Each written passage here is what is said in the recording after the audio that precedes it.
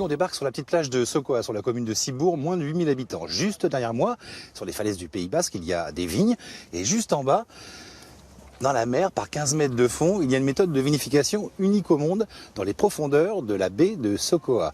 Le vin est en train d'être mis justement en bouteille derrière moi. On y va.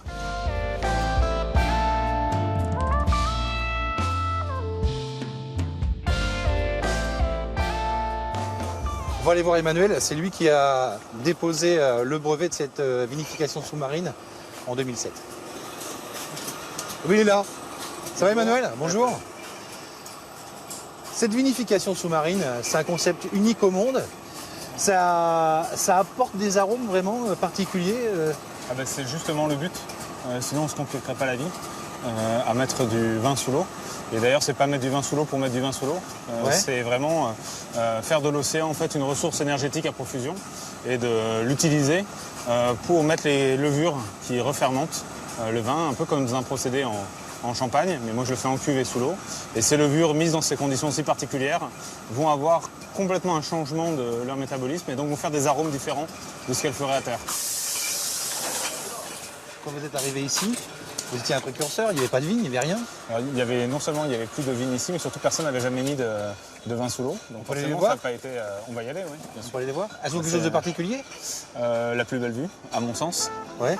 Sinon, elles sont sauvages. Voilà, elles sont indépendantes.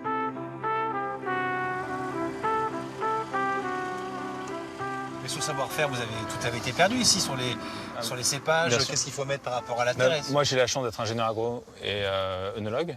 Donc, je suis parti avec la même logique que les pionniers ou les viticulteurs en fait, européens quand ils vont dans le nouveau monde viticole. C'est-à-dire que j'ai étudié les sols, les climats. Ouais. Avec un ami, on a trouvé ces parcelles-là qui étaient complètement à l'abandon et désaffectées. On va aller goûter ce vin immergé. Oui, bien sûr, parce que là, en fait, on est sur des cycles annuels, puisqu'on attend les vendanges. Ici, c'est début septembre. Alors que le vin immergé, on en met en permanence sous l'eau, on en ressort sous l'eau. Quasiment tous les mois, on a ces sensations que normalement, on n'a qu'une fois par an quand on est vigneron. C'est-à-dire goûter le vin une fois qu'il a fermenté. Bon, on y va.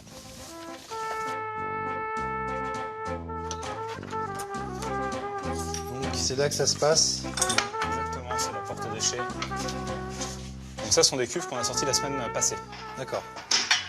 Donc là, le vin, il a bossé sous l'eau. Oui, il a fermenté un peu plus de 5 semaines celui-ci. 5 semaines. Faut pas la laisser. Selon le type d'arôme que je recherche. C'est ça. On est sur des temps sous l'eau. Qui peuvent être courts, c'est aussi en fonction des températures d'eau, ou plus longs. Donc ça va de 1 mois jusqu'à 12 mois. On est en tout cas en dehors de notre perception classique des arômes d'un vin. Mais bilan, c'est des magnifiques bases d'assemblages.